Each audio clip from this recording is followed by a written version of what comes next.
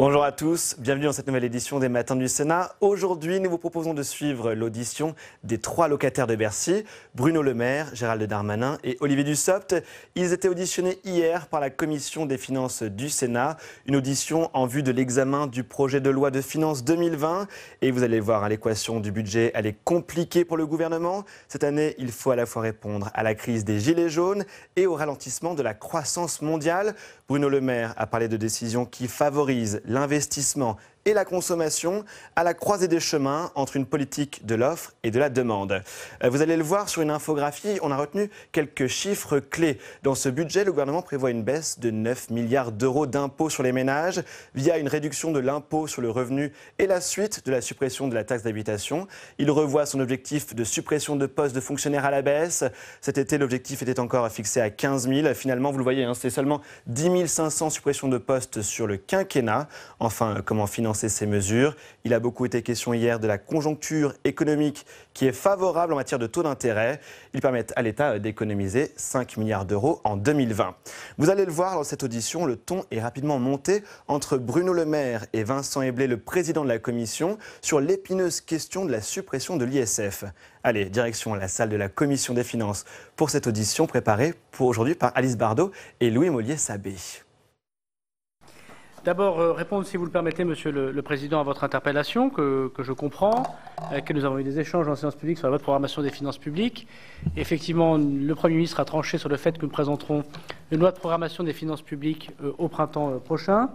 Ce qui a pesé dans la balance, si j'ose dire, c'est l'incertitude sans cesse reportée du Brexit, dont l'incarnation dans les finances publiques est assez peu évidente. D'abord, peu évident aussi que nous comprenions exactement ce que souhaitent nos amis britanniques et les imputations dans les comptes publics. On voit des chiffres très différents selon les instituts, selon ce que pense également le gouvernement, d'un Brexit sans accord dans les conditions qui semblent se dessiner. Encore ce matin, la presse britannique a levé d'autres incertitudes. Et puis évidemment, la réforme des retraites, vous faites le lien avec le projet de loi de finances de la sécurité sociale. Le choix qui a été fait par le gouvernement et de laisser plusieurs mois de concertation. Un projet de loi de retraite sera déposé également au printemps sur la table du Conseil des ministres et aura des répercussions extrêmement importantes sur les comptes sociaux. Chacun sait que les retraites, c'est à la fois 14% de la richesse nationale, 28% de la dépense publique et de manière générale, évidemment, sur notre programmation, une question de démographie très importante.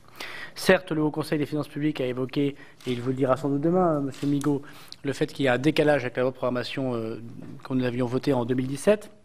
À ceci près qu'en 2017, il y avait effectivement une croissance économique prévue à 1,7. Aujourd'hui, elle est plus entre 1,3 et 1,4. Ça fait évidemment des recettes en moins. Mais le budget de 2020 est conforme au programme de stabilité que le Parlement a connu ces derniers mois. Et singulièrement, pardon de le dire en termes politiques, il est aussi conforme aux conclusions du grand débat que le Président de la République a évoqué et aussi aux lois MUES qu'a présenté Mme Pénicaud et Mme Buzyn et que le Sénat a bien voulu adopter également.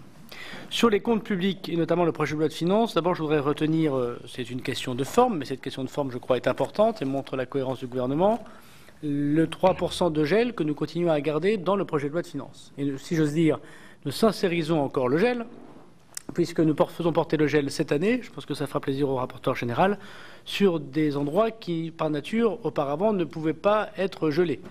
C'est-à-dire que nous mettions toujours 3% de gel, le gel sur la prime d'activité, par exemple, alors que nous savons, dès le début de l'année, que ces crédits seront consommés. Et les commissaires des finances remarqueront que cette année, en plus de passer de 8 à 3%, 8% c'était le gel du quinquennat précédent, 3% c'est le gel que je présente depuis l'année 2017, qui est soucieuse de l'autorisation parlementaire. Je ferai d'ailleurs remarquer qu'il n'y a toujours pas eu de décret d'avance, conformément à mon engagement devant votre Assemblée, et donc, je crois, respectueux des amendements et de la sincérisation budgétaire. Cette année, le gel porte d'ailleurs que sur des crédits qui sont effectivement gelables et donc annulables, et pas sur des crédits dont on sait que par avance ils ne le sont pas, ce qui renforce encore la sincérité du budget que j'ai l'occasion de vous présenter. Nous continuons la suppression des petites taxes, une quinzaine de petites taxes. D'ailleurs, nous sommes ouverts au débat parlementaire à en supprimer davantage. C'est un point très important pour la modernisation de l'État, pour la simplification évidemment de nos comptes publics. Et par ailleurs, nous prenons en compte, comme d'autres éléments, la question notamment de l'amendement de Mme Peyrol à l'Assemblée nationale, mais soutenu par le Sénat, d'avoir un document budgétaire qu'on appelle le jaune, qui regroupe l'ensemble des dépenses et de la fiscalité écologique. C'est un point très important. Ce document, jusqu'à présent, n'existait pas. Et je crois que vous avez pu être informés. On vous a fait parvenir, Monsieur le Président, Mesdames et Messieurs les sénateurs, les travaux du gouvernement sur le green budgeting, c'est-à-dire la possibilité de présenter un projet de budget de 2021 qui sera bien sûr comptable, mais qui comptera également des dépenses et des recettes négatives ou positives pour l'environnement. On aura l'occasion d'en rediscuter. Les grands chiffres de ces comptes publics sont intéressants et s'arrêtent à 3 éléments que je voudrais vous donner, 20, 30 et 40. 20 milliards, c'est en milliards depuis 2019, la baisse du déficit public tout confondu. Je rappelle d'ailleurs que lorsque nous sommes arrivés en responsabilité, nous étions à 3,4% de déficit, disait la Cour des comptes. Le projet de finances présente 2,2%. Et si on fait un zoom sur l'État, le déficit de l'État baisse également, contrairement à l'année dernière, puisque nous étions à 113 milliards dans le PLF de 2019, qu'on arrivera à exécuter à 97 milliards, c'est-à-dire que nous avons fait 11 milliards de mieux dans l'exécution budgétaire. On aura l'occasion d'en reparler, sans doute, Monsieur le Président, pour l'exécution, même si, évidemment, il y a encore quelques incertitudes dans les 3 mois qui nous restent. Mais vous aurez constaté qu'il n'y a pas eu de décret d'avance. On attendra donc le PLFR et nous sommes autour de 93 milliards de déficit de l'État. Ce déficit baisse, il reste très important. Et il reste très important parce que c'est l'État qui a assumé l'intégralité des baisses d'impôts. Et c'est un point très important. D'ailleurs, on aura un débat sans doute, vous l'avez évoqué, avec le PLFSS. On parle du trou de la sécurité à 5 milliards. 5 milliards, c'est le trou PLFSS. 93 milliards, c'est le trou État. Et dans le trou État, il y a évidemment beaucoup de mesures de baisse d'impôts qui sont propres à l'État et qui améliorent par ailleurs le solde de la sécurité sociale quand nous avons plus de cotisations parce qu'on a fait plus de baisse d'impôts du côté de l'État. Évidemment, cela se ressent, mais c'est donc 20 milliards de déficit toutes à pu en moins. 30 milliards, c'est la baisse d'impôts cumulée depuis le début de ce quinquennat et ce sera même 40 milliards à la fin du quinquennat. 27 milliards pour les ménages, 13 milliards pour les entreprises, avec des baisses d'impôts très importantes, notamment la baisse d'impôt sur le revenu, 5 milliards d'euros, qui, grâce à l'impôt à la source soutenu par le rapporteur général, s'appliquera dès le mois de janvier prochain pour tous les contribuables. La défiscalisation des heures supplémentaires, la prime décidée lors des lois MUES et la suppression de la taxe d'habitation, 3,7 milliards, qui fera naître évidemment la réforme de la fiscalité locale qu'évoquera Olivier Dussopt. Cette baisse d'impôts est sans précédent dans l'histoire de la République. Le dernier gouvernement qui avait baissé les impôts, qui avait le titre de champion de baisse des impôts, c'était le gouvernement de M. Lionel Jospin, 25 milliards d'euros, à comparer aux 40 du président Macron, avec une croissance qui était plus importante. Mais ce record est donc désormais, dès le PLF 2020, battu. 40 milliards de dépenses évitées, 20, 30, 40. 40 milliards de dépenses évitées, c'est la baisse de la dépense publique en pourcentage de notre richesse nationale. Pour la première fois depuis 20 ans, elle descend et elle descend de 55 à 53%, 53,4% du PIB. Je rappelle que la moyenne de la dépense publique, toute administration publique confondue dans ce gouvernement, est de 0,4% d'évolution. Sous le quinquennat de Nicolas Sarkozy, c'était 1,3% avec la crise économique et le plan de relance. Et sous le quinquennat de M. Hollande, c'était 0,9%. Ce gouvernement, en termes de dépenses publiques, fait 2 fois mieux que François Hollande et 3 fois mieux que le quinquennat précédent. Sur les priorités de dépenses budgétaires, les plafonds ont déjà été communiqués au cœur de l'été, mais j'y reviendrai très rapidement. D'abord, une augmentation des crédits de l'écologie, 800 millions d'euros. C'est une augmentation très importante, plus de 3 milliards d'augmentation des crédits du ministère de Mme Borne depuis le début du quinquennat. Le régalien qui se prend la part du lion, pardon de le dire ainsi, 1,7 milliard selon la loi de programmation militaire qui concerne nos armées et sa modernisation. Une augmentation très importante du ministère de l'Intérieur qui s'insérise par ailleurs dans les lois de PLFR qu'on a déjà votées, son T2, c'est-à-dire son personnel, et la loi de programmation de la justice qui est évidemment appliquée, plus une augmentation très importante pour l'éducation nationale et la recherche. Écologie, régalien, recherche-éducation sont les 3 grandes augmentations des dépenses que nous présentons, ainsi que la prime d'activité qui va augmenter de 4 milliards entre 2018 et 2022, ce qui n'a pas de fait précédent. Les économies portent sur des réformes toutes à pu conséquentes. C'est le cas de la réforme de l'assurance chômage, dont la presse s'est fait l'écho des économies budgétaires importantes, de la loi de l'audiovisuel public, qu'a présenté le ministre de la Culture et de l'Audiovisuel voilà quelques jours. Je rappelle d'ailleurs que le montant des crédits pour l'audiovisuel public est de 4 milliards d'euros, c'est-à-dire 1 milliard de plus que le montant que dispose le ministre de la Culture pour les crédits culture. C'est donc évidemment un sujet très important. la réforme du logement qui continue à produire les économies, notamment dans le RLS, et la mise en place de la contemporanéisation des APL.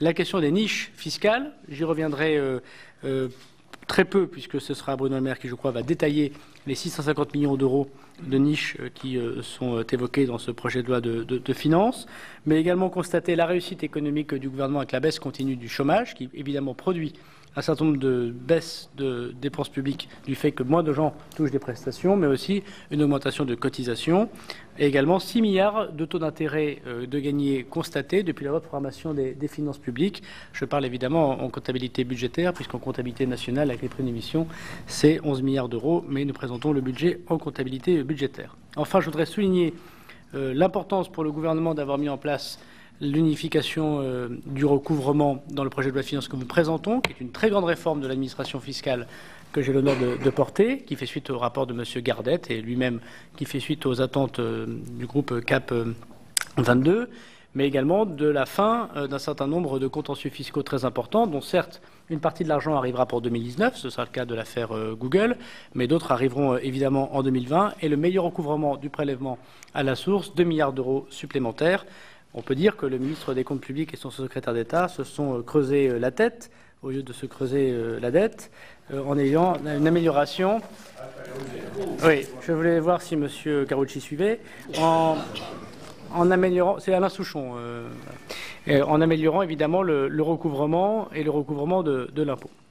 Je voudrais enfin souligner, avant de passer la parole à Olivier Dussopt sur la question de la fiscalité locale, qui va vous amener à quelques journées et quelques nuits de débats très intéressants, je l'imagine, de souligner sur la question très importante de la lutte contre la fraude, sur laquelle le Sénat, et singulièrement, Monsieur le Président, Monsieur le rapporteur général, votre commission, s'est penché. D'ailleurs, je remercie Monsieur Dallier d'avoir été présent, notamment l'une des restitutions qui, je crois, était intéressante avec les professionnels de la profession, comme disait Godard. Nous mettons beaucoup de dispositions de lutte contre la fraude. Vous savez que la loi fraude que nous avons travaillé ensemble, d'ailleurs, a été validée intégralement par le Conseil constitutionnel encore avant-hier, par une QPC très intéressante qui valide la fin du verrou de Bercy, suite à la demande des personnes qui étaient concernées. Le dispositif de lutte contre la TVA, notamment la TVA aux plateformes, continue le travail très important qu'a fait le Sénat. J'ai préféré que ce texte soit en direct, et je remercie la direction de la législation fiscale dans le texte et non pas par ordonnance, ce qui nous permettra un débat technique mais très intéressant. Et par ailleurs, il y a d'autres dispositions de lutte contre la fraude, l'une qui fait en ce moment discussion, qui est l'article 57 du projet de loi de finances sur l'utilisation des réseaux sociaux, non pas pour les petits, pardon de dire comme ça fraudeurs, mais pour ceux qui notamment ont du mal à avoir la vérité de déclaration de revenus dans le pays de résidence. C'est une disposition qui a été mise en place par la Grande-Bretagne déjà et qui montre son efficacité, et évidemment en accord avec le Conseil d'État et demain avec les protections évoquées par la CNIL. Nous avons également la proposition du Président de la République lors du grand débat sur le paiement de l'impôt en France par les dirigeants d'entreprises qui ont des intérêts évidemment français. Le Président de la République l'avait évoqué, mais aussi un certain nombre de dispositions de lutte contre la fraude. On aura l'occasion de discuter davantage sur la liste des pays que nous mettrons à jour et sur l'augmentation des crédits du ministère de l'Action et des Comptes publics, notamment informatique, pour améliorer la lutte contre la fraude fiscale, le data naming, 65 millions d'euros de plus pour payer cette dette numérique que le Sénat d'ailleurs demandé et que la Cour des comptes avait relevée. Avec votre autorisation, Monsieur le Président, je donne la parole à Monsieur Dussopt. Merci Monsieur le Président, Monsieur le Ministre, Monsieur le rapporteur général, Mesdames et Messieurs les sénateurs. Deux points pour compléter le propos de Gérald Darmanin. Un premier sur le cadre des relations financières entre l'État et les collectivités et le second sur la réforme de la fiscalité locale. Depuis le PLF 2018, le choix a été fait de cesser la baisse unilatérale des dotations de l'État aux collectivités dans leur enveloppe globale. Nous avons tous en tête que 2018 a été une année difficile d'un point de vue pédagogique, dans la mesure où l'évolution des potentiels financiers du fait des modifications de périmètre d'intercommunalité s'était traduit par des jeux de montée ou de descente des dotations des communes qui n'avaient que peu à voir avec le montant global de la DGF attribuée par l'État aux communes. Nous restons sur cette logique de stabilité et nous le faisons d'autant plus que les collectivités jouent le jeu de la maîtrise des dépenses publiques.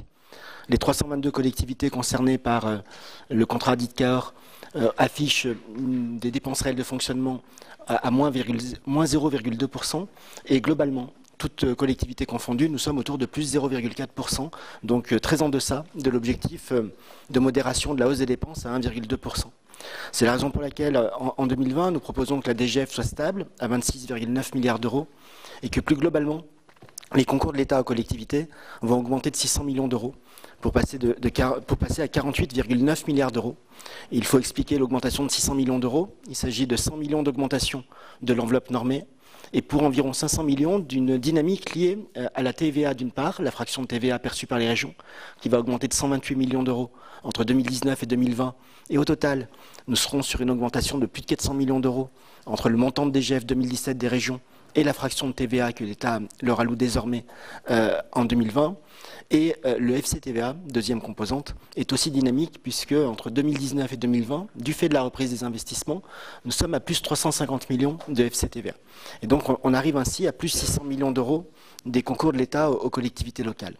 Il faut préciser que parmi ces concours, nous avons fait 3 choix. Le premier choix est de maintenir le rythme de progression de la péréquation. Le FPIC reste gelé comme les années précédentes, mais nous continuons à augmenter de 90 millions la DSU, de 90 millions la DSR, de 30 millions la dotation de péréquation des intercommunalités, de 10 millions la dotation de péréquation des départements.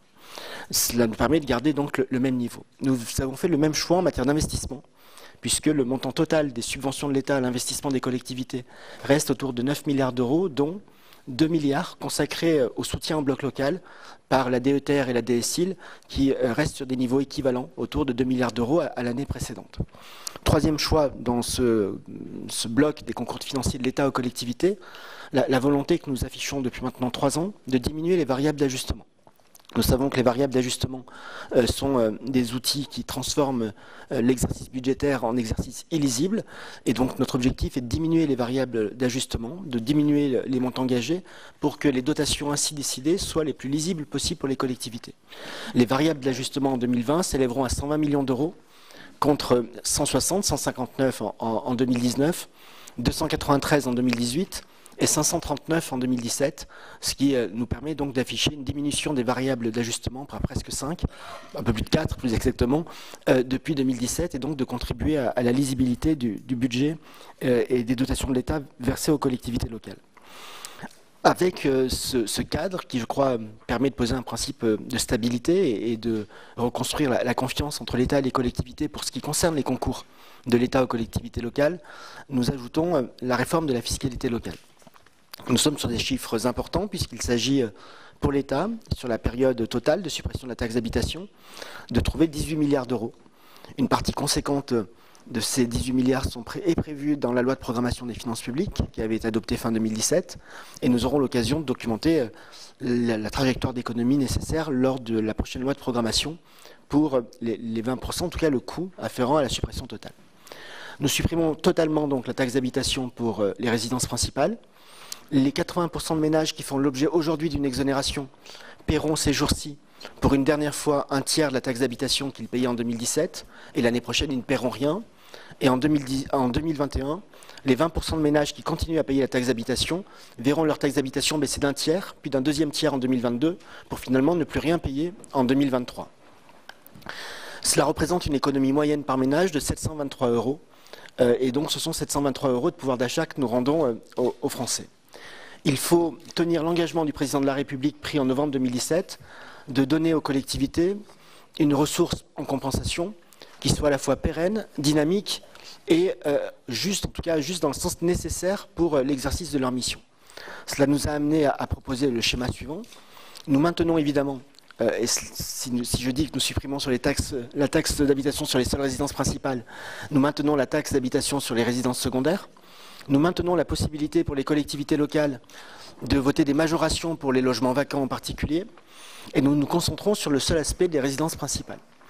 Les intercommunalités verront leur perte de recettes compensée par l'affectation d'une fraction de TVA sur le même modèle que les régions, et donc avec la même dynamique que celle qu'on peut constater aujourd'hui sur la fraction de TVA dont bénéficient les régions. Les régions qui sont intéressées à la taxe d'habitation, non pas parce qu'elles en perçoivent, mais parce qu'aujourd'hui elles perçoivent environ 300 millions d'euros de frais de gestion de taxe d'habitation dans le cadre d'accords financiers antérieurs, verront ces 300 millions compensés par des dotations.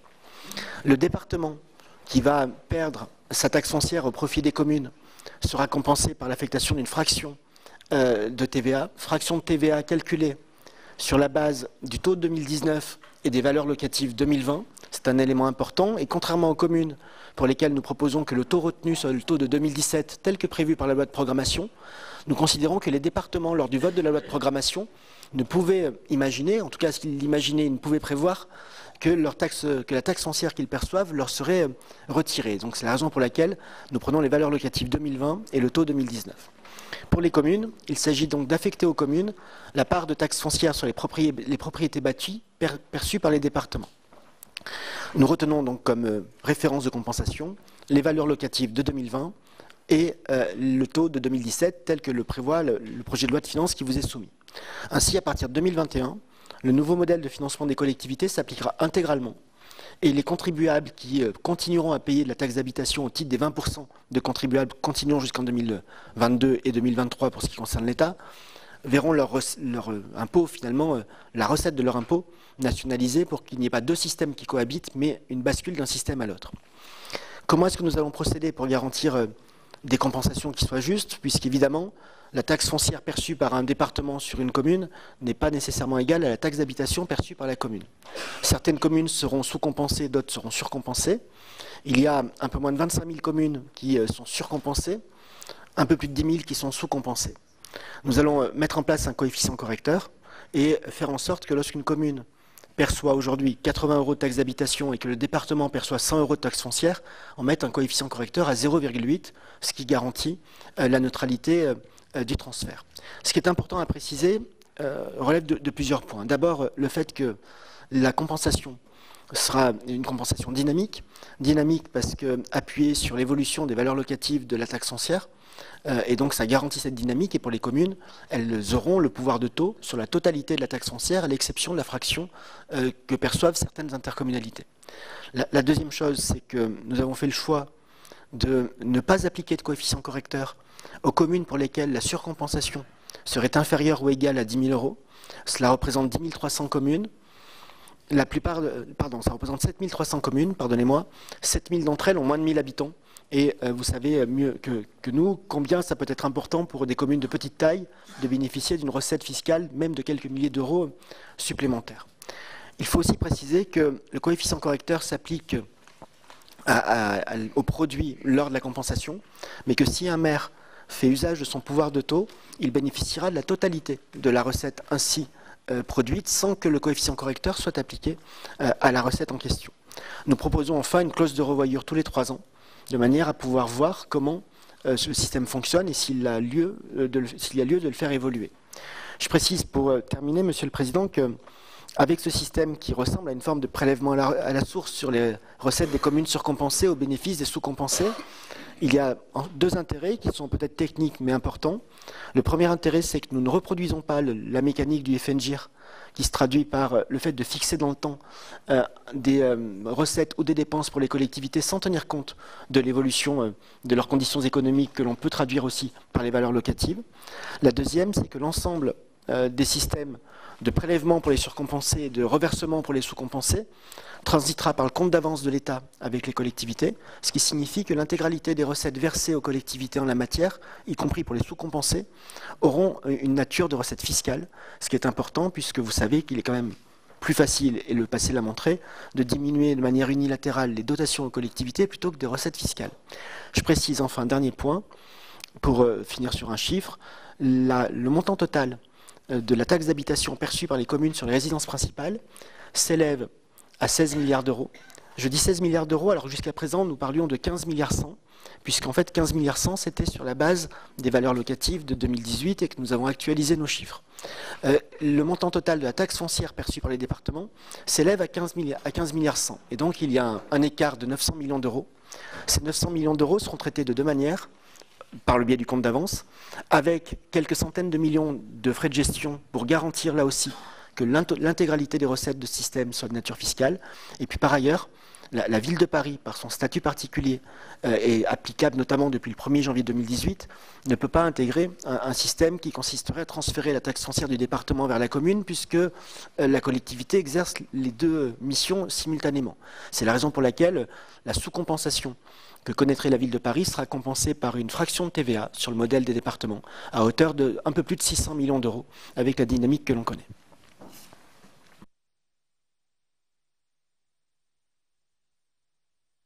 Merci Monsieur Dussopt. Monsieur le ministre Le Maire qui nous a rejoint. Merci Monsieur le Président. Pardon d'abord pour mon retard. La ponctualité allemande est une légende et les avions venus de Berlin peuvent être très en retard puisque nous avions 2 heures de retard. Donc je vous prie de m'en excuser. Je voudrais, en complément des propos du ministre des Comptes publics et du secrétaire d'État en charge des collectivités locales, notamment, présenter le contexte global dans lequel nous avons fait, avec ce budget 2020, un certain nombre de choix politiques cohérents par rapport aux grands choix que nous avions faits avec le Premier ministre et le Président de la République depuis 2017. 2 éléments de conjoncture et de donne économique. Sur la conjoncture, et tous les éléments dont nous disposons depuis plusieurs semaines ne font que le confirmer, nous sommes confrontés à un risque de ralentissement fort de la croissance mondiale. C'est dû notamment aux tensions commerciales entre la Chine et les États-Unis, qui n'ont cessé de s'aggraver depuis plusieurs mois. C'est dû aux tensions dans la région du Golfe, dont nous avons vu encore récemment l'impact sur le prix du baril de pétrole. Et c'est dû aux tensions en Europe, avec le risque de plus en plus fort d'avoir un Brexit sans accord qui pourrait évidemment affecter l'Union européenne. Le deuxième point plus structurel, c'est cette nouvelle donne économique que nous avons depuis maintenant plusieurs mois, qui conjugue ralentissement économique et croissance faible, taux d'inflation faible, en dessous de la cible de la Banque centrale européenne, et taux d'intérêt faible, voire négatif. Cette nouvelle donne économique, elle est inconnue dans la zone euro et en Europe, et donc elle amène aussi des réponses nouvelles et des réflexions sur la meilleure manière de réagir. Les choix que nous avons faits sont de 3 ordres. D'abord, contrairement à ce que j'entends dire beaucoup ici ou là, nous maintenons une politique de l'offre.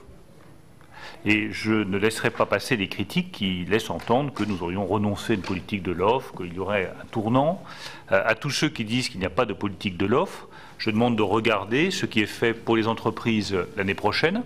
1 milliard d'euros de baisse d'impôts supplémentaires, la poursuite de la baisse de l'impôt sur les sociétés, qui touchera toutes les entreprises. C'était une demande légitime des entrepreneurs, c'est-à-dire aussi bien les entreprises de plus de 250 millions d'euros de chiffre d'affaires que les PME auront une baisse de leur IS dès 2020, même si nous avons tenu à distinguer les très grandes entreprises qui auront une baisse de 33,3 à 31, des entreprises plus modestes qui, elles, auront une baisse plus significative de 33,3 à 28%. Mais l'impôt sur les sociétés baissera bien pour toutes les entreprises. C'est le propre d'une politique de l'offre. Nous avons confirmé la trajectoire de baisse de l'IS à 25% pour toutes les entreprises, sans exception en 2022. C'est bien le propre aussi d'une politique de l'offre. Nous avons refusé les différentes propositions de modification du crédit impôt recherche, parce que nous estimons que c'est ce qui fait l'attractivité de la France, et que ce dispositif, même s'il peut être encadré pour les frais de fonctionnement, sur le cœur du dispositif, nous ne voulons pas y toucher, parce qu'il permet à nos entreprises d'investir, d'innover et d'être compétitives. Nous avons maintenu l'intégralité des allègements de charges.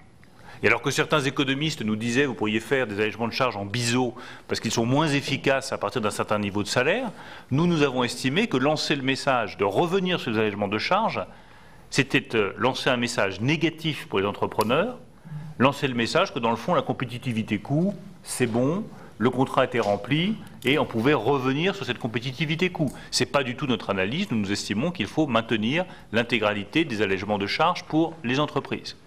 Ajoutez à ça tous les dispositifs qui ont été mis dans Pacte, notamment sur les seuils sociaux, sur la transmission des entreprises, sur l'actionnariat salarié, et vous voyez que vous avez les éléments clés d'une politique de l'offre qui sont confirmés dans ce budget. Je regrette que ce soit les analystes extérieurs et étrangers qui reconnaissent l'attractivité de la France et pas forcément les organisations patronales. Nous estimons que nous faisons le nécessaire pour améliorer l'attractivité de la France et c'est reconnu par l'ensemble des analystes étrangers. Le deuxième choix politique que nous faisons, c'est celui du rétablissement de nos finances publiques. Alors nous tenons compte, bien entendu, de cette nouvelle donne économique dont je vous ai parlé, avec des taux d'intérêt qui sont faibles, voire négatifs, et qui, Gérald Darmanin vous en a certainement parlé, ont un impact positif sur la charge de la dette qui se chiffre plusieurs milliards d'euros. Je veux être très clair sur un point, il n'est pas question pour nous de laisser filer l'endettement public.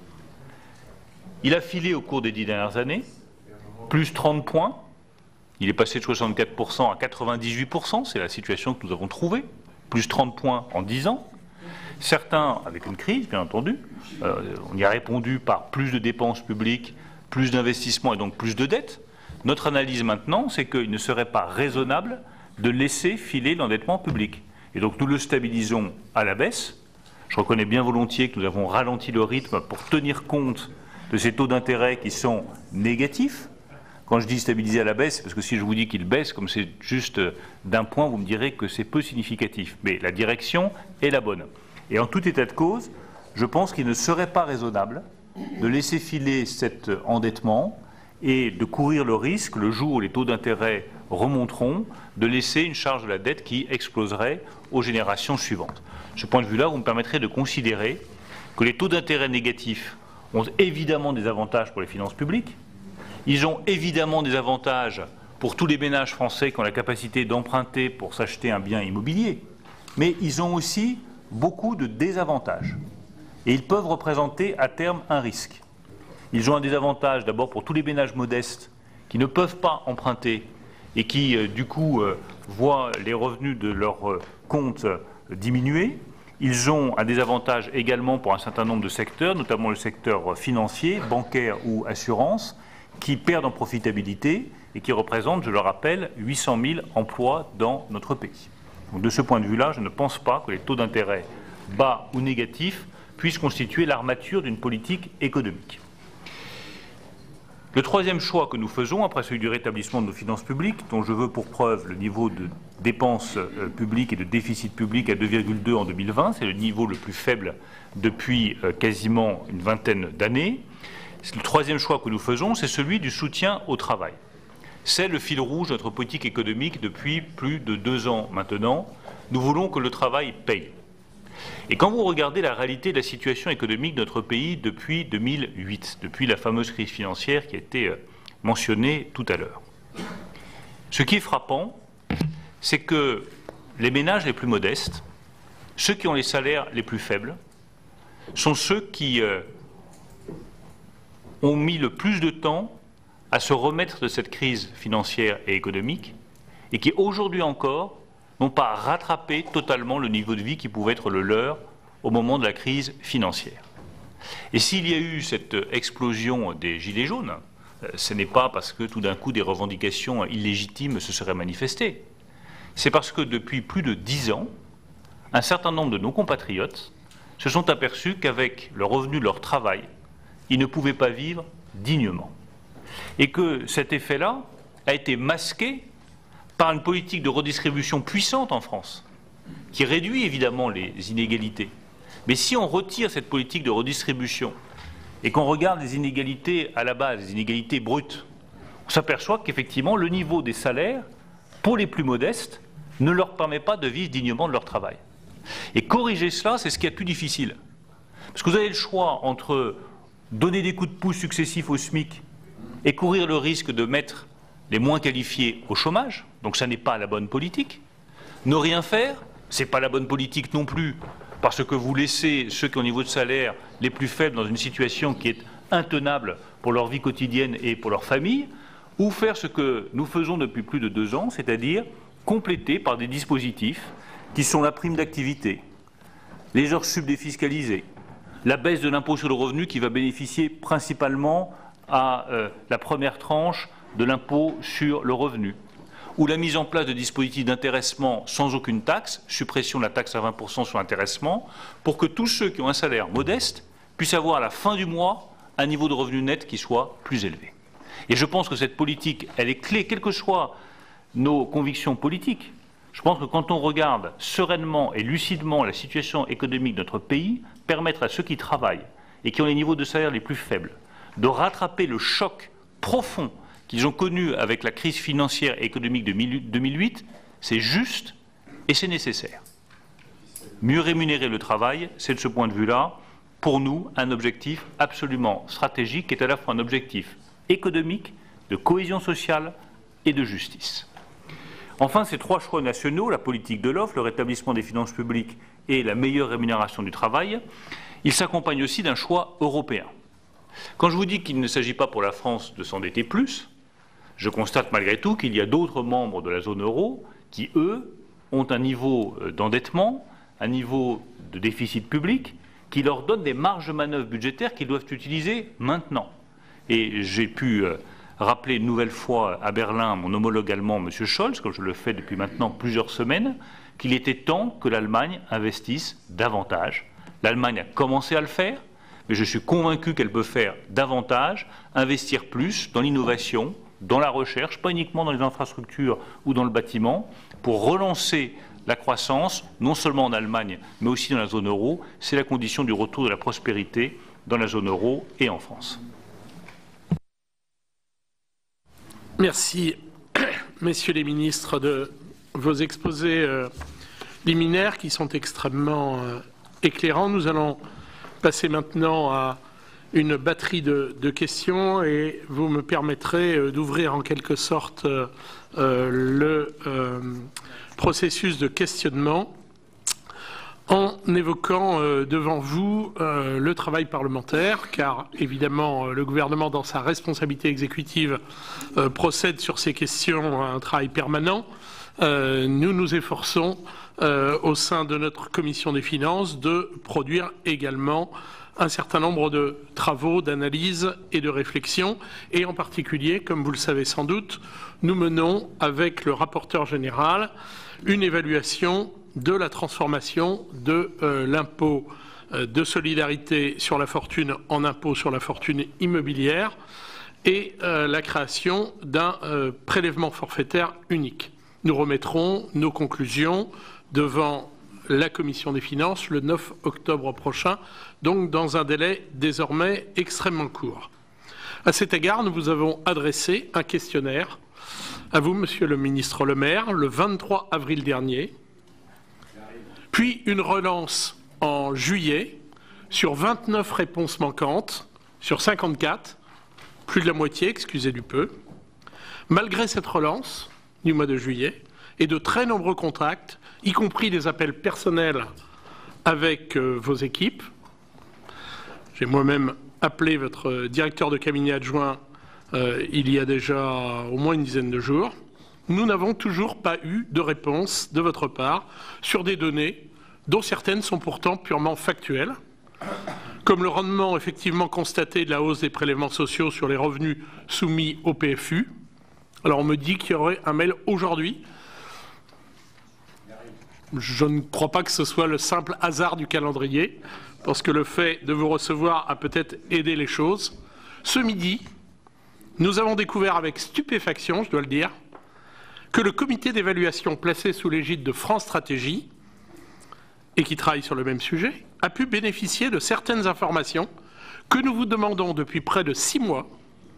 La DGFiP a par exemple rédigé pour ce comité une contribution entière sur l'évolution des départs à l'étranger des redevables de l'impôt de solidarité sur la fortune, alors que nous vous avons sans succès demandé un simple tableau de chiffres sur ce même sujet que nous n'avons jamais pu obtenir. Le gouvernement entend-il, c'est ma question, réellement fournir aux parlementaires les informations dont ils ont besoin pour travailler également?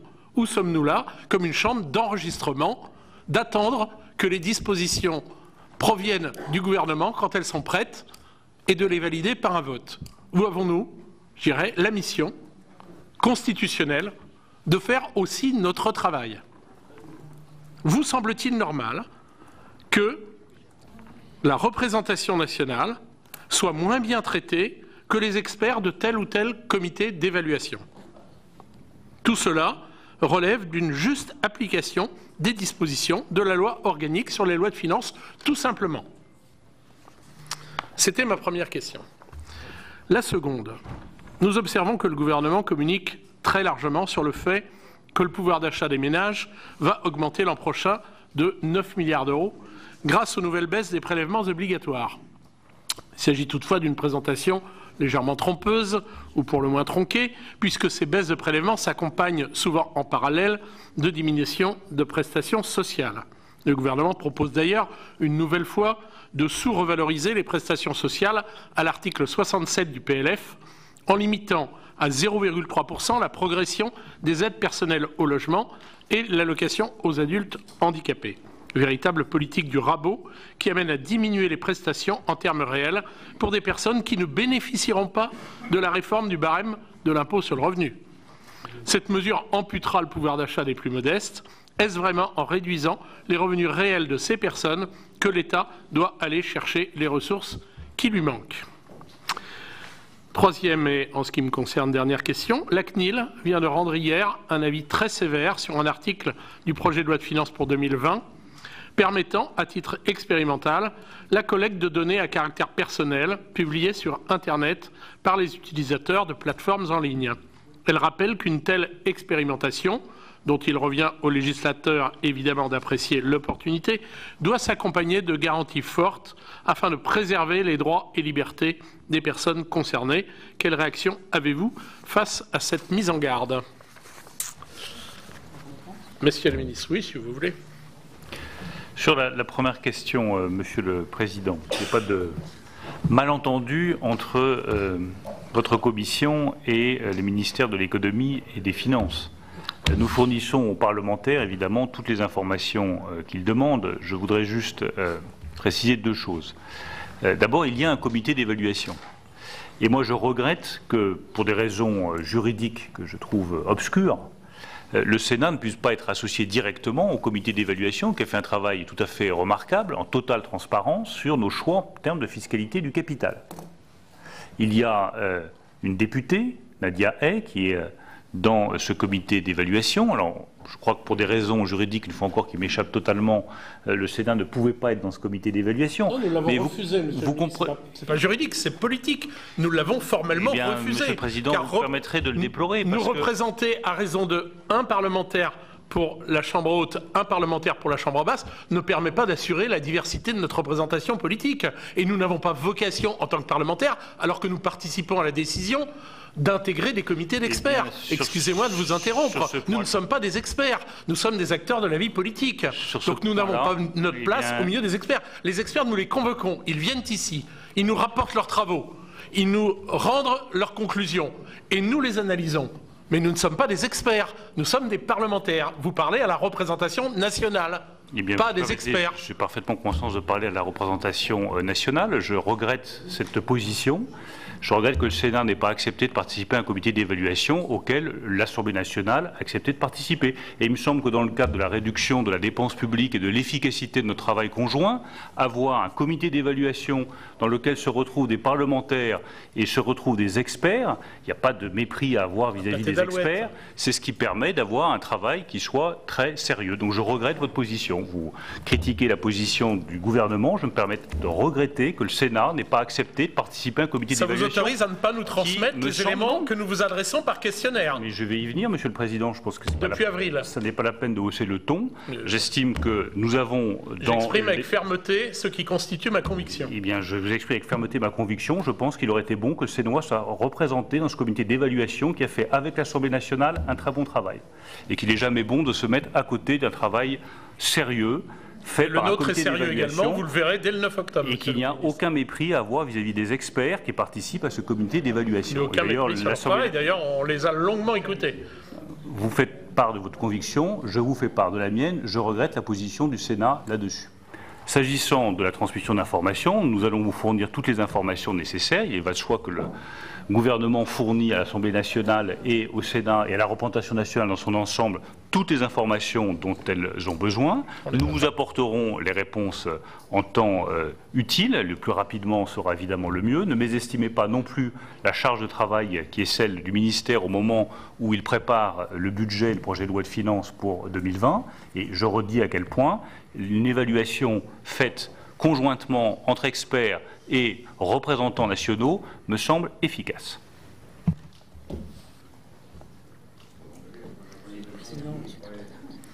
Monsieur Darmanin.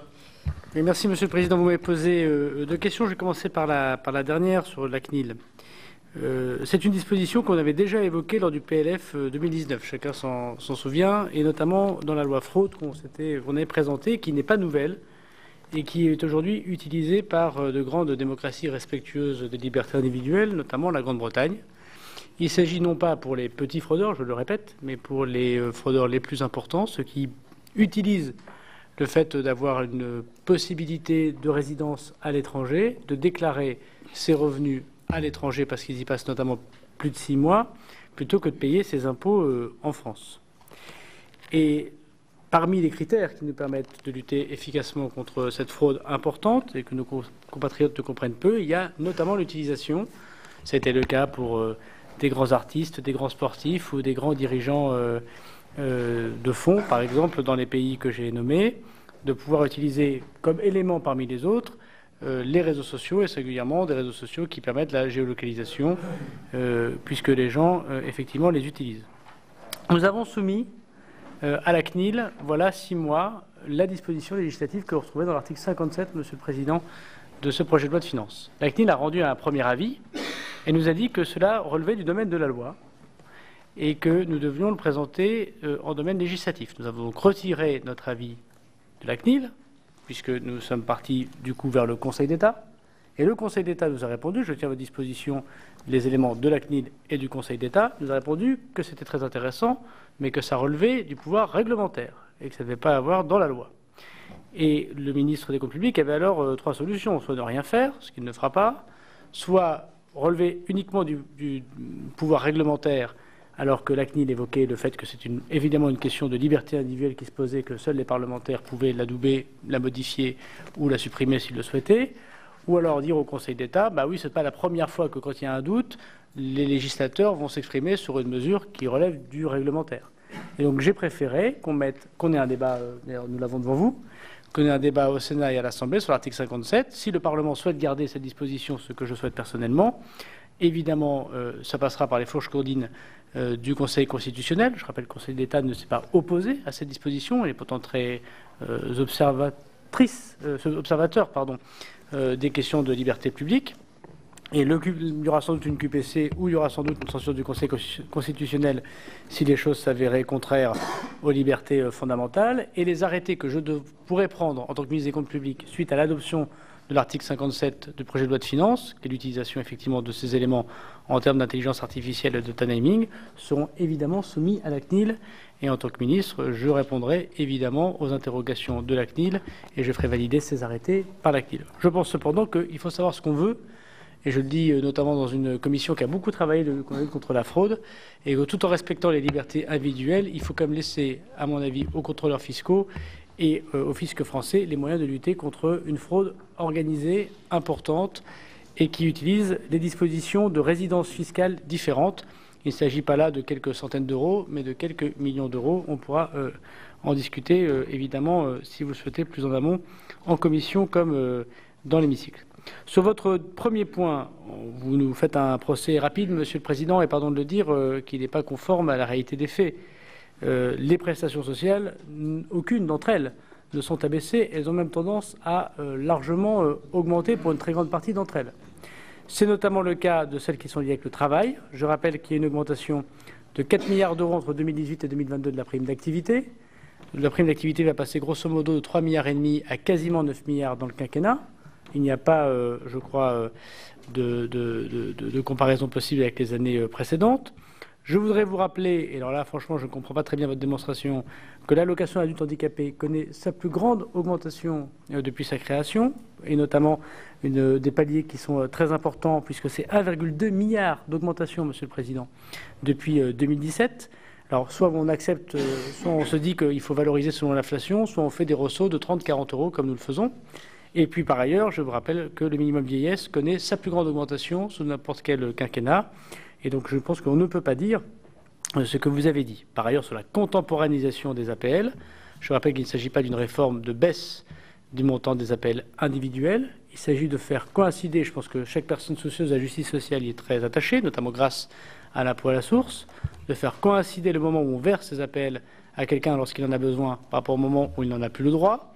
Aujourd'hui, la situation, et pour ceux qui ont touché les APL récemment, soit pour eux, soit pour leurs enfants, le savent, c'est qu'on met plusieurs mois, quand on est dans le besoin, pour toucher les appels alors qu'on en a besoin, et ce qui fait d'ailleurs que les gens s'endettent ou que les gens font des petits boulots quand ils sont étudiants alors qu'ils devraient toucher la solidarité nationale et n'appliquent pas la loi de la République, et que plusieurs mois après n'avoir plus besoin de ces appels, notamment quand on trouve un travail et que l'on travaille décidément et qu'on touche un salaire, on continue à toucher pendant un an et demi ces appels, et qu'évidemment, on ne les rattrape jamais. Quand il y a une période comme aujourd'hui, et on s'en réjouit, où il y a moins de gens qui sont éligibles aux APL, non pas parce qu'on a changé les règles, mais parce qu'il y a une reprise économique.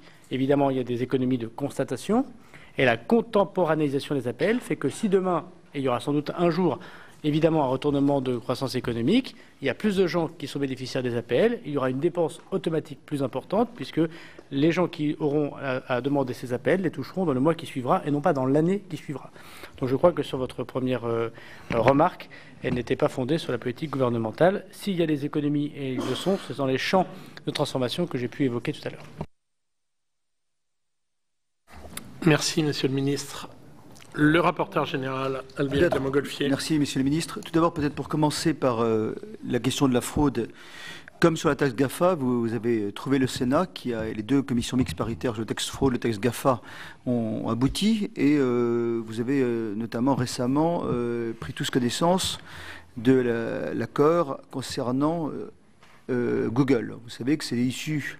Ça repose directement sur deux amendements qui avaient été votés par le Sénat, qui n'étaient pas dans le texte de l'Assemblée nationale, que nous avions imposé en commission mixte paritaire, réussi à obtenir une commission mixte paritaire qui était d'une part la possibilité de transiger alors même qu'il y avait un contentieux fiscal, et c'était par ailleurs la convention judiciaire d'intérêt public. Donc voilà, sur ce texte, Monsieur le Ministre, sur la fraude, vous nous trouverez notamment sur la fraude sur la TVA, sur Internet, sujet que nous avons soulevé depuis maintenant plus d'une dizaine d'années avec Philippe Dallier, je crois. Donc on est heureux enfin que ça puisse intervenir dans ce texte. Donc voilà, le Sénat, son tort, c'est souvent d'avoir raison trop tôt. Alors la première question, elle porte un peu sur la conjoncture. Donc concrètement, on a une baisse des taux d'intérêt historique, c'est vrai, on peut emprunter des taux. Ça permet sans doute de repousser un petit peu le redressement des comptes publics. Et je me réfère à un horizon pas si lointain, qui est l'automne 2017, puisque nous avions cet automne 2017 une loi de programmation. On nous disait que le solde public allait s'améliorer, que la dette allait vraiment baisser. Et contrairement à ces engagements, on voit que le solde public structurel, je parle du solde structurel, il s'améliore guère, et quant à la dette française, elle approche des 100% du PIB. Donc, alors, la question, puisque Bruno Le Maire, normalement, le ministre rassure plutôt quand il arrive, là, il m'a plutôt inquiété, parce qu'il a rappelé l'ensemble des facteurs qui pourraient, mauvaises nouvelles qui pourraient intervenir, les chocs, les crises commerciales, les risques pétroliers, les problèmes qui peuvent intervenir avec le Brexit, etc., que le climat économique qui se ralentit. La question que tout le monde se pose, en cas de nouvelles crises, en cas de nouveaux chocs, quelles seraient les marges de manœuvre de la France? L'arme monétaire, je crois qu'on ne peut pas aller plus loin. Les hélicoptères ont distribué beaucoup de cash sur l'Europe et on n'aurait évidemment aucune marge budgétaire, contrairement aux autres pays. Donc voilà concrètement, est-ce que le risque n'est pas que la cigale française, qui après avoir dépensé tout le quinquennat, ne se trouverait-elle pas dépourvue en fin de quinquennat et particulièrement en cas de retournement de crise? La deuxième question concerne la perception par nos voisins. Alors Bruno Le Maire vous dit qu'il revient d'Allemagne à l'instant. Voilà, l'Allemagne, c'est intéressant. Il y a un peu plus de 10 ans, nous étions au même niveau quasiment d'endettement que l'Allemagne. En 2007, nous étions à 60% d'endettement. Aujourd'hui, l'Allemagne est redescendue à 60%, d'ailleurs le seuil maastrichtien, théoriquement. Nous nous approchons des 100%. Donc voilà. Et ça va représenter, d'après les prévisions du FMI, 45 points d'écart d'endettement en 2022 entre la France et l'Allemagne. Alors on peut se dire, est-ce que c'est grave, pas grave? Il y a un élément très tangible, c'est que nous paierons des intérêts beaucoup plus que les Allemands. 22 milliards d'après les prévisions du FMI en fin de quinquennat. Voilà. Alors comment expliquer que nous soyons finalement un peu à contre-courant de l'ensemble des pays d'Europe, notamment les pays d'Europe du Sud, je pense à Portugal, à l'Espagne, à la Grèce, qui ont réussi à se désendetter? Pourquoi faisons-nous cavalier à part? Y a-t-il une spécificité française qui justifie que nous soyons le pays qui continue à s'endetter là où les autres se sont désendettés? Alors, évidemment, il y avait un des éléments de la maîtrise des dépenses publiques qui a été annoncé. Le chiffre, nous le connaissons tous par ailleurs. 50 000 emplois pour l'État. 50 000 emplois pour l'État. Bon, moi, je ne suis pas fétichiste du chiffre. Je considère que le service public, la meilleure manière dont on le rend est peut-être plus important que le chiffre en soi. Mais quand on regarde budget 2020, augmentation du nombre d'emplois pour l'État, les ETP, plus 122. Plus 122. Plus 122 emplois. État. 122 États. Et concrètement, la diminution des ETP, au total, sera 47 emplois en moins en 2020. Voilà. Donc, alors, est-ce que ça veut dire concrètement l'effort va reposer sur les seules collectivités locales? Est-ce que c'est elles qui vont devoir faire l'effort en matière d'emploi public? Voilà les trois questions, parce que je pense que nombre de collègues auront envie de répondre également sur la question qui sera posée sans doute à Olivier Dussopt ou à vous, messieurs les ministres, notamment sur la taxe d'habitation, où c'est l'article 5, je pense, nous occupera quelques heures et sans doute quelques soirées. Merci. Monsieur Darmanin. Merci, Monsieur le Président. Monsieur le rapporteur général, juste pour les emplois. Donc, le Président de la République s'était engagé dans sa campagne à 50 000 suppressions de postes et par ailleurs des créations d'emplois, notamment police, gendarmerie, armée, justice. Nous n'obtiendrons pas les 50 000, on fera 27 000, c'est ce qui est le chiffre que j'ai donné. Sur ces 27 000, il y en a 10 500 qui sont faites dans ma propre administration, mais il y a d'autres efforts qui sont faits. Je vois le ministre de l'Économie et des Finances, c'est le cas des opérateurs du ministère de la Transition écologique, c'est le cas aussi du ministère de la Santé, en dehors des médecins et des infirmières, bien sûr. Je prends un exemple évident pour ce qui est notamment du MTES, du ministère de la Transition écologique. Lorsque à Météo France, on prend un supercalculateur, vous y mettez les moyens budgétaires, c'est ce que nous vous proposons dans le PLF. Évidemment, il y a des nouvelles façons de travailler qui demandent moins d'emplois, notamment dans l'opérateur Météo France. Donc 27 000, c'est le nombre d'emplois que nous allons nous allons supprimer pendant ce mandat État. 17 000, c'est le nombre d'emplois créés. Donc il y a une différence de 10 500, ce sera à peu près 10 500 sur le quinquennat. Effectivement, en plus en moins, cette année, c'est le chiffre que vous avez évoqué. C'est un changement par rapport à l'annonce qui avait été faite au début du quinquennat, qui est conforme, je crois, aussi à la demande du Président de la République d'écouter ce qui s'est passé lors du grand débat. Il me semble, c'est mon avis personnel, puisque je parle que du ministère de l'Action et des Comptes publics avec Olivier Dussopt, que lorsqu'il y a des transformations qui ont été faites, on peut économiser un certain nombre d'emplois. C'est-à-dire le cas du prélèvement à la source, c'est le cas aussi, par exemple, de la suppression de la taxe d'habitation. Après, ce n'est pas toujours évident de supprimer le nombre d'emplois. Je regarde les parlementaires autour de la salle. Et on va voir si dans le débat parlementaire, les mêmes qui souhaitent que nous diminuions le nombre d'emplois ne sont pas les mêmes qui m'écrivent pour la réforme de la DGFiP. Non, mais supprimer les agences de l'eau, je vous parlais simplement de la Direction générale des finances publiques. Donc c'est évidemment un sujet qui est un sujet d'exécution et qui s'étale sur plusieurs années budgétaires. Monsieur le maire. Oui, monsieur le rapporteur général, sur la conjoncture, il ne s'agit pas d'être pessimiste ou optimiste, mais lucide. Et c'est vrai qu'il y a des éléments nouveaux, au moins 3, qu'il faut avoir présents à l'esprit, et qui font que le ralentissement que nous connaissons de la croissance mondiale risque de se poursuivre dans les mois qui viennent. Le premier, je le redis, c'est cette crise commerciale ouverte entre la Chine et les États-Unis, dont je rappelle depuis 2 ans qu'elle ne fera que des perdants. Pour vous donner une évaluation de ce que cela représente, il y avait en début d'année 50 milliards d'euros de biens chinois importés aux États-Unis qui étaient taxés. Aujourd'hui, nous serons à la fin de l'année à 520 milliards d'euros d'importations chinoises qui sont victimes de tarifs américains à 10 ou à 25%. Donc l'impact sur la circulation de ces biens et du commerce mondial, il est évidemment considérable. Par ailleurs, je ne vois pas une administration américaine dans de très bonnes dispositions sur ces sanctions, y compris dans le cadre du conflit Boeing-Airbus. Vous savez qu'il y a un jugement de l'OMC qui a donné raison à Boeing en première instance, qui permet aux États-Unis d'infliger des sanctions à l'Europe. Nous devrions avoir la même possibilité d'ici 8 mois.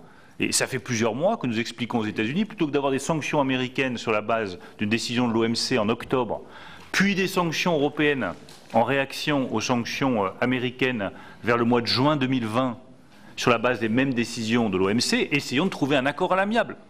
Nous avons plaidé à tous les niveaux de l'État pour un accord à l'amiable avec les États-Unis.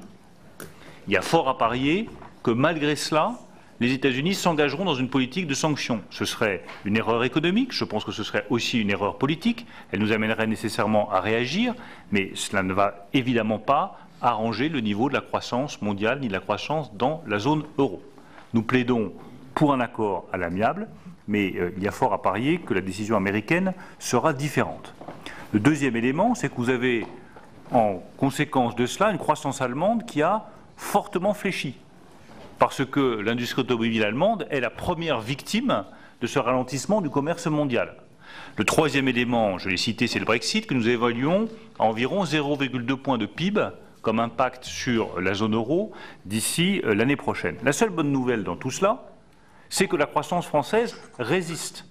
Et elle résiste justement parce que notre politique de l'offre commence à donner des résultats, et elle résiste parce que nous avons un pouvoir d'achat pour les ménages français en 2019 qui a augmenté de près de 2 points, ce qui fait que la consommation des ménages français, notamment au deuxième trimestre, a fortement augmenté.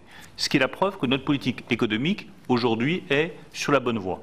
Mais c'est la seule bonne nouvelle dans un environnement international qui est effectivement négatif. Ensuite, sur le niveau de la dette. Je rappelle juste que, comme vous l'avez très bien dit, Monsieur le rapporteur général, avant la crise financière, nous étions à 60% d'endettement public. Qu'ensuite, nous avons massivement dépensé pour compenser cette crise financière et économique, sauf que comme nous n'avons pas dans le même temps réduit structurellement la part de la dépense publique, nous n'avons pas ensuite retrouvé des niveaux de dette qui sont satisfaisants. À cela s'ajoute un certain nombre de décisions, par exemple la reprise de la dette de la SNCF, c'est quand même 35 milliards d'euros, ça pèse évidemment sur le niveau d'endettement public français. Mais si nous voulons faire baisser cette dette publique, les deux seuls leviers efficaces que je connais, c'est la croissance, nous l'avons, et c'est la réduction structurelle de la dépense publique, nous avons commencé à le faire. Est-ce qu'il faut aller plus loin? Ma réponse est oui. Et je pense qu'il faut poursuivre cette baisse de la dépense publique dans les années qui viennent et surtout pas perdre ce fil-là, parce qu'on le paye sinon après avec un niveau d'endettement qui est élevé.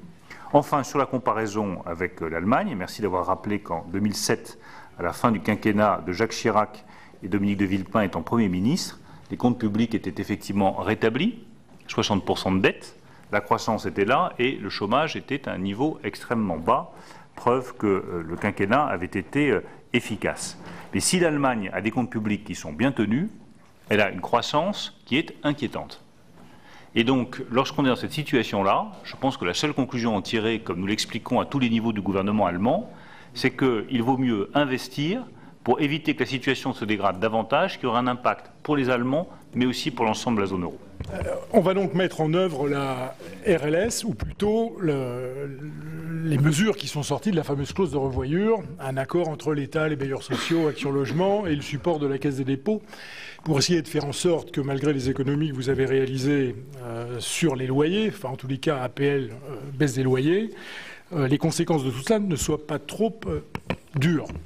Ceci étant dit, Monsieur le ministre, Messieurs les ministres, la Caisse des dépôts vient de sortir son étude sur les perspectives du logement social. Que dit cette étude? Tirant les conséquences de la clause de revoyure. Elle dit que l'endettement des bailleurs sociaux va passer de 160 milliards à 300 milliards d'ici 20 ans. Alors vous me direz, la dette n'est pas maastrichtienne, donc c'est moins embêtant, mais enfin tout de même. Sur cette base-là, les bailleurs sociaux devraient pouvoir produire 100 000 logements par an, ce qui est peu, puisqu'on a parfois produit 120 130 000 logements. Il n'y en aura plus que 100 000.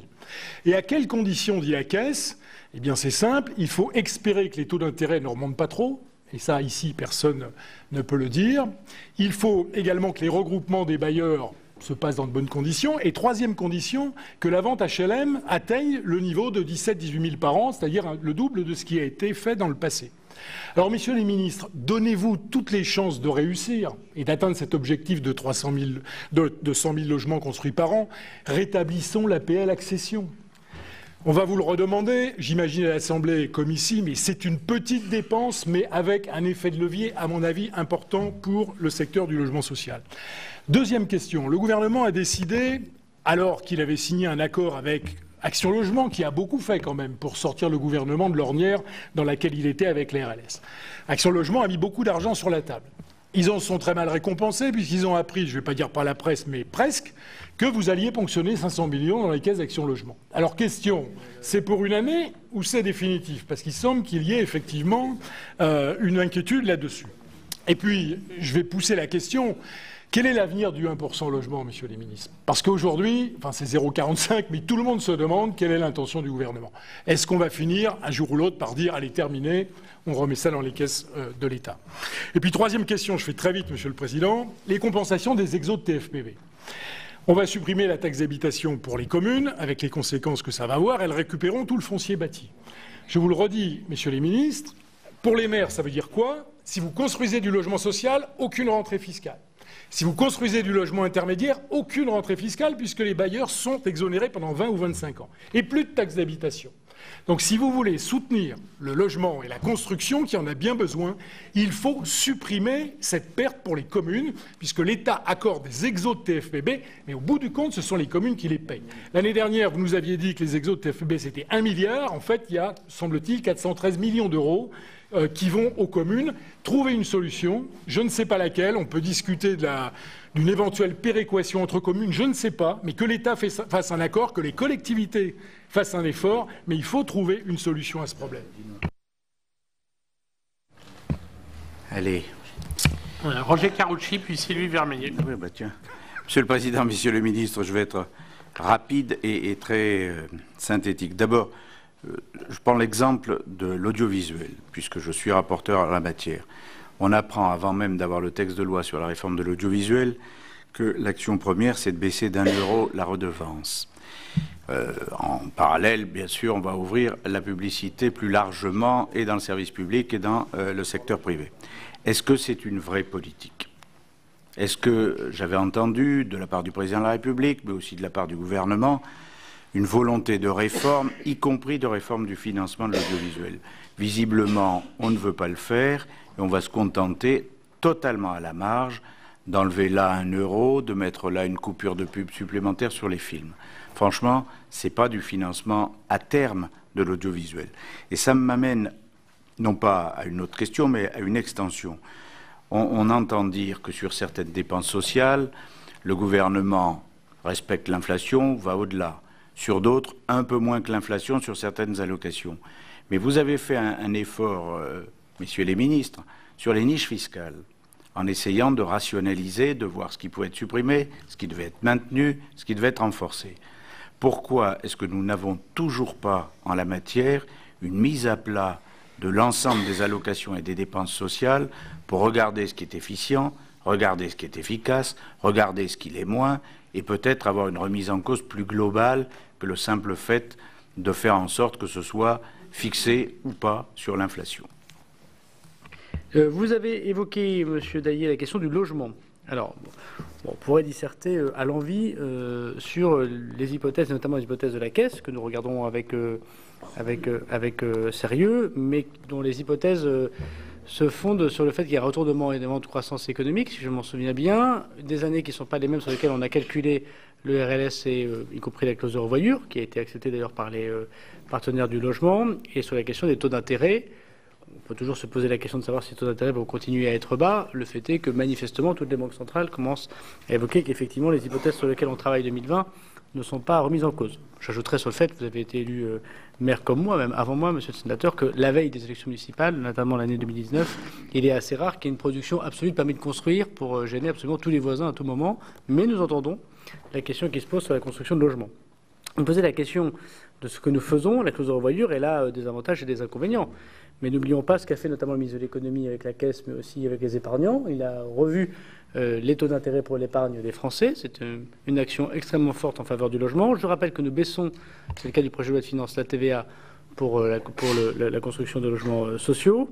Et nous remettons un certain nombre de clauses d'assouplissement pour la vente, même si vous avez tout à fait raison. La question de la vente et du montant de vente fait partie des incertitudes des années qui viennent. Mais on est tous d'accord pour dire que ça fait partie aussi de la façon nouvelle dont on doit imaginer la construction du logement. Par contre, je vous suis peu sur l'action Action Logement. Je rappelle qu'il y a 4 milliards de trésorerie à Action Logement. Et je rappelle que vous dites que ça reviendra dans l'État. Est-ce que c'est un prélèvement obligatoire, par ailleurs? Action Logement récupère ce que vous appelez le 1%, le 0,45, c'est un prélèvement obligatoire.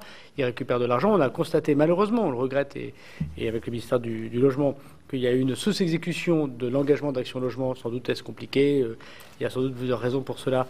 D'ailleurs, l'État regarde ça au conseil d'administration, de l'application des engagements d'Action Logement, notamment sur ce qu'ils avaient prévu de faire. On leur a demandé, c'est le cas des 500 millions que vous évoquez, hein, monsieur le sénateur, sur les APL, d'être au rendez-vous. Mais il y a 4 milliards d'euros de trésorerie qui naissent d'un prélèvement obligatoire sur les entreprises. Voilà, donc on aura sans doute l'occasion de reparler de ces questions de logement dont vous êtes spécialiste. Enfin, monsieur Carucci, puisque monsieur Reynal, la réponse a été faite par monsieur le maire. Moi, je ne partage pas votre opinion. D'ailleurs, dans votre intervention, vous mélangez l'audiovisuel et l'audiovisuel public. Bon, c'est pas pareil. Vous le savez mieux que personne, puisque ça fait longtemps que vous travaillez sur ces questions.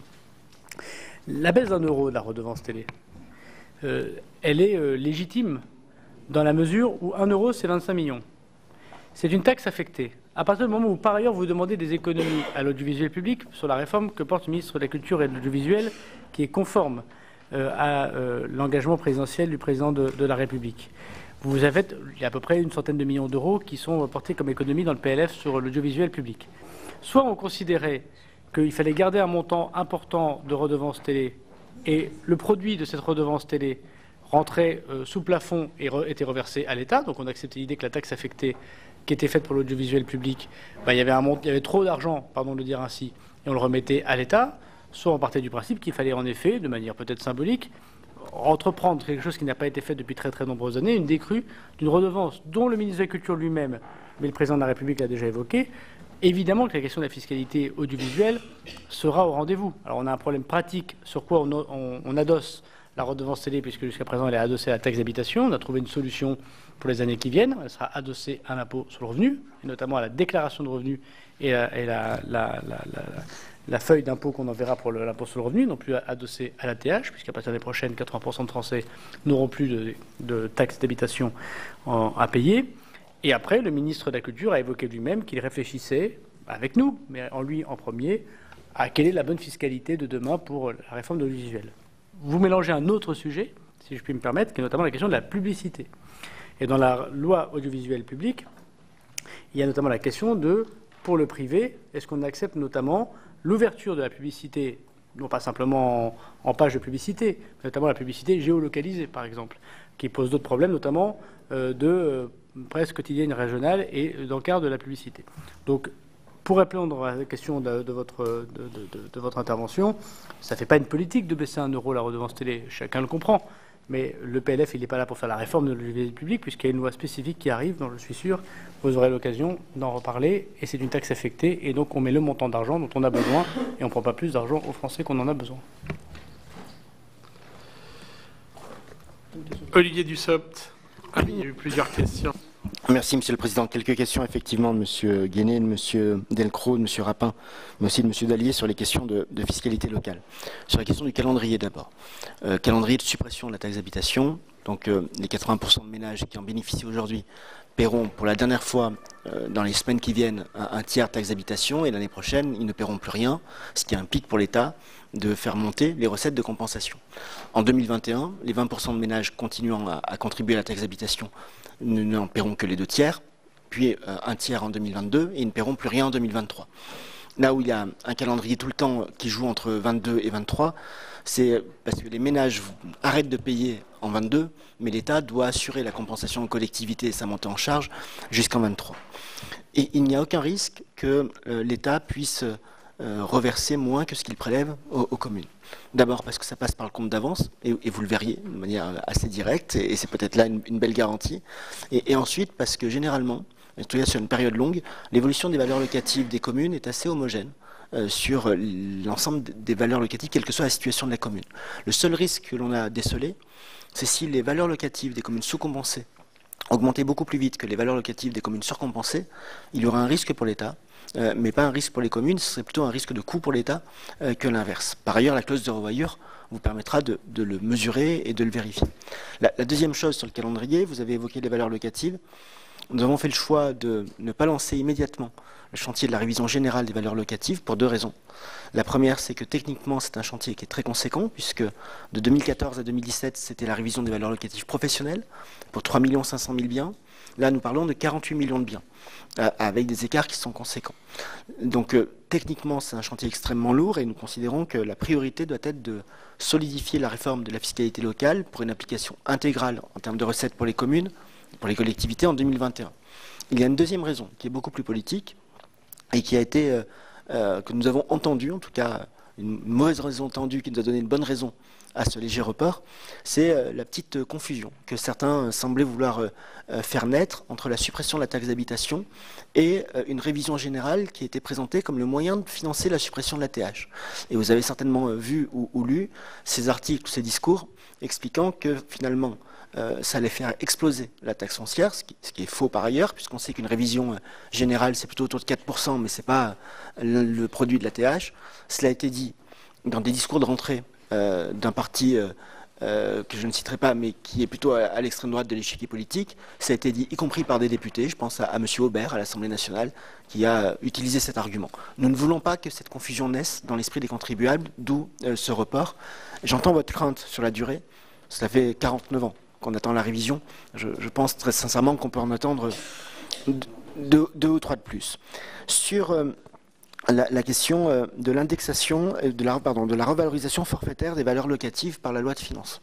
Nous proposons effectivement dans le PLF qui vous est soumis que les valeurs locatives de la taxe d'habitation pour les résidences principales et uniquement pour les résidences principales ne soient pas revalorisées forfaitairement en 2020, mais que ne soit pris en compte que l'évolution physique de ces bases. Nous aurons une revalorisation forfaitaire pour la taxe foncière, pour la taxe d'habitation sur les résidences secondaires, mais le fait d'être sur l'année de calcul et l'année de référence nous amène à faire cette proposition-là.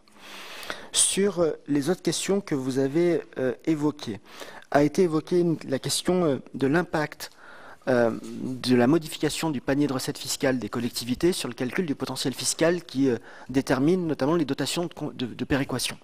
C'est un élément que l'on a en tête. C'est une des raisons pour lesquelles nous vous présentons cette réforme maintenant avec une application en 2021. Nous aurons un an pour voir si les modalités de calcul du potentiel fiscal peuvent être améliorées, parce que c'est une demande assez récurrente, et ainsi neutraliser l'effet que vous craignez, tout en mettant plus de justice. Si nous n'arrivions pas, parce qu'on sait que le chantier est d'ampleur quand il s'agit de réviser le mode de calcul du potentiel fiscal, si nous n'arrivions pas à le faire, nous pourrons dans le PLF pour 2021 adopter une disposition de neutralisation pour que nous ne connaissions pas en 2022, première année de versement de dotation tenant compte d'un potentiel fiscal avec le nouveau panier de recettes, connaître le même phénomène que nous avons connu en 2018 avec une évolution du potentiel fiscal. Il y a des changements de périmètre intercommunaux et pas à une évolution économique du territoire. Mais en tout cas, c'est bien entendu. Sur les simulations, j'ai eu l'occasion, je ne sais pas si c'est arrivé jusqu'à vous, Monsieur le Président, mais nous avons signé avec Gérald Darmanin il y a 2 jours ou 3 jours un courrier vous précisant que l'ensemble des directions départementales des finances publiques avaient instruction de notre part de donner les simulations aux élus qui le souhaitent. Monsieur le Président du Sénat a souhaité avoir accès à des simulations de manière plus globale et le Premier ministre se charge de lui transmettre ces simulations. Il m'a indiqué lors des questions d'actualité au gouvernement qu'il avait signé le courrier dans les dernières heures, donc ça devrait lui arriver, mais toutes les simulations seront données. J'ai entendu le ministre Le Maire parler de regard lucide sur ce projet de loi de finances. Je partage et je dirais qu'en creux peut-être c'est un changement d'approche pour ne pas dire de ton par rapport à l'an passé où on avait entendu beaucoup la musique du budget du pouvoir d'achat. Et malheureusement, 2 mois après, les événements la situation s'est gravement détériorée. Deuxième élément sur le verdissement du budget et du document. En fait, vous avez raison, c'est une bonne base de départ parce que quand on regarde les grandes étapes de 2017 à 2019, vous faites état notamment de 5 temps forts. Le premier en janvier 2017, sauf erreur de ma part, c'était sous le gouvernement du quinquennat précédent. Et les 4 autres temps forts, en fait, il n'y a rien, puisque c'est uniquement des sommets ou des organes que vous mettez en place. Je rappelle que vous êtes ici au Parlement et que donc ça dresse plutôt un constat de l'inaction, ce qui nous invite collectivement à être plus attentifs. 3 courtes questions sur les crédits alloués aux énergies renouvelables et à l'ADEME. Les crédits baissent d'1 milliard en 2020, donc comment expliquer ce recul sur le soutien aux énergies renouvelables? Quel sera le montant du fonds chaleur pour l'ADEME? Sur les 2 CAS, transition énergétique, aide à l'acquisition des véhicules propres, là encore, le CAS transition énergétique baisse de 1 milliard. Quelles sont les explications? Et enfin, l'article 33 du projet de loi de finances prévoit la suppression à compter du 1er janvier du CAS d'aide à l'acquisition des véhicules propres pour le passer au budget général. Quelle en est la motivation? 2 questions. Une concernant la fraude. Donc on voit que ce projet de loi prévoit plusieurs mesures pour renforcer les pouvoirs des agents du fisc et de la douane. Ma question porte à la fois sur les décisions passées et sur les propositions de ce PLF. A-t-on un premier retour, notamment en matière de contrôle, à la suite de l'adoption de la loi fraude? Peut-on estimer l'impact budgétaire des mesures de lutte contre la fraude prévues dans ce PLF, et notamment en matière de TVA, comme la collecte par les plateformes Internet? Il n'y a pas de baisse des crédits de l'État sur le soutien aux énergies renouvelables. Mais comme l'électricité est plus chère quand on rachète l'électricité, puisque c'est le principe notamment pour les énergies renouvelables, évidemment, l'État fait des opérations financières, si j'ose dire, de constatation. Ce qu'on appelle les économies de constatation, c'est d'ailleurs 2 ans de suite que cela est constaté. Et d'ailleurs, il y a même, si on était dans le dévoilement des discussions budgétaires que j'ai eues avec M. de Rugy puis avec Mme Borne, c'était déjà le cas avec M. Hulot, on regarde qu'il y a une économie de constatation, et d'ailleurs, les dépenses budgétaires supplémentaires faites pour le ministère de la Transition écologique sont largement supérieures aux économies de constatation des prix fixés par la CRE, qui ne sont que des prévisions et qu'on revoit. Donc il n'y a pas, en tout cas c'était votre question et je la prends comme telle, mais ne faisons pas croire qu'il y a des baisses de crédit sur les énergies renouvelables, bien au contraire. On aura l'occasion sans doute d'en reparler de nouveau. Sur la rebudgétisation, elle est très importante pour la simplification. Elle est aussi très importante pour ce qui est d'un sujet qui va sans doute nous passionner dans les années qui viennent, et singulièrement dans le budget de l'année prochaine, sont les emprunts verts que nous faisons, les OAT vertes que nous faisons. Aujourd'hui, on fait à peu près 5 milliards. Il y a un stock de 19 milliards de OAT vertes, c'est-à-dire des emprunts sur les marchés financiers qui relèvent de la finance verte, avec des gens qui nous prêtent à des prix défiant toute concurrence. Simplement, ils veulent financer des investissements, des dépenses vertes. Et nous avons le plus grand mal aujourd'hui à trouver d'autres dépenses que celles que nous avons déjà affectées. Et quand on leur dit, mais regardez, il y a beaucoup de dépenses énergétiques, ils me disent, oui, mais vous avez déjà une recette dans le CAS qui affecte et qui permet de dépenser. Donc, pour un financier, on ne lui fait pas payer 2 fois, sachant qu'il y a déjà une recette qui est affectée. Donc, l'un des problèmes, mais c'est une question d'imputation budgétaire, et on aura l'occasion de discuter avec le ministre de l'économie, les ministres en charge et sans doute vos commissions. Si on veut augmenter le nombre d'OAT vertes, parce qu'il y a beaucoup d'argent sur les marchés financiers pour que la France puisse emprunter selon un green endettement, je ne sais pas comment on pourrait l'appeler, en tout cas des prêts de gens qui nous prêtent que pour des dépenses vertes, il faut absolument qu'on fasse d'une part le budget vert que nous allons préparer en 2021, puisque nous avons, je crois, un excellent rapport de l'Inspection générale des finances et d'inspection du ministère de la Transition écologique, mais aussi en peut-être rebudgétisant une partie des CAS qui nous permettent d'augmenter le montant de la finance verte pour notre budget. En tout cas, si nous ne faisons pas ça, nous allons continuer effectivement à avoir des emprunts largement éloignés de la finance verte voulue par la France, dans le cadre notamment de ces accords et de ces annonces internationales. Sur les contrôles, pour répondre, merci pour votre soutien, monsieur le sénateur, sur le prélèvement à la source. C'est avant tout une réussite de l'administration fiscale qui est sous mon autorité. Ce qui est sûr, c'est que la lutte contre la fraude fiscale en 2019 sera particulièrement performante. Nous n'avons pas encore les chiffres définitifs des contentieux fiscaux qu'on aura réglés. D'ailleurs, ça me permet de dire devant la Commission que Google a réglé le montant de son impôt, donc elle a versé l'argent qui avait été évoqué. Ça compte pour l'année 2019. Je le dis pour M. Reynal qui avait mélangé l'année 2019 et 2020. D'autres contentieux ont été rendus publics, donc je ne trahis pas le secret fiscal en les disant devant votre commission publiquement. C'est le cas de L'Oréal. C'est le cas des autres GAFA qui ont évoqué Amazon et Apple, qui avaient cité eux-mêmes les règlements contentieux que j'ai pu mettre à profit de l'administration fiscale, en rappelant d'ailleurs que dans l'affaire Google, nous perdions au tribunal. Et nous perdions au tribunal administratif de Paris, et j'avais fait appel, nous avions perdu en cour d'appel, et nous étions dans le Conseil d'État. Ça, plus le fait que nous réglons un certain nombre de contentieux qui, monsieur le rapporteur général, monsieur le président de la Commission, pourrait à l'envie venir voir les choses s'il le souhaitait personnellement, mais que je ne peux évoquer ici, font qu'en 2019, sans doute, ce sera l'année la plus importante de recouvrement de contentieux de fraude fiscale que nous aurons constaté. Je le dis d'autant plus que cette année, le gouvernement a essayé de mettre en place ce que le Sénat avait demandé déjà, mais que personne n'avait osé faire, puisqu'il y a une différence fondamentale dans les chiffres. Nous ne parlons pas des contentieux notifiés désormais, mais nous parlons bien de l'argent qui rentre dans les caisses, ce qui est assez différent. La notification, évidemment, est assez différente de ce qu'on retient à la fin. On aura l'occasion d'en reparler. Pour le verrou de Bercy, par exemple, il est trop tôt pour en tirer des conclusions, mais je salue bien volontiers l'aide du Sénat, et singulièrement sur la transaction pénale. On a eu cette discussion qui nous a permis de régler notamment l'affaire Google. C'est un point très important. Je le dis pour le sénateur Rambaud, sur le verrou de Bercy, on a augmenté de 85% le nombre de dossiers transmis au parquet, suite notamment à la circulaire que j'ai co-signée avec Madame la ministre de la Justice, garde des Sceaux, par rapport au semestre précédent. Il faut désormais que, sans doute, votre commission, si je puis me permettre cette invitation, s'intéresse peut-être dans quelques mois à savoir le nombre d'enquêtes qui ont été effectivement ouvertes par le pouvoir judiciaire, par l'autorité judiciaire.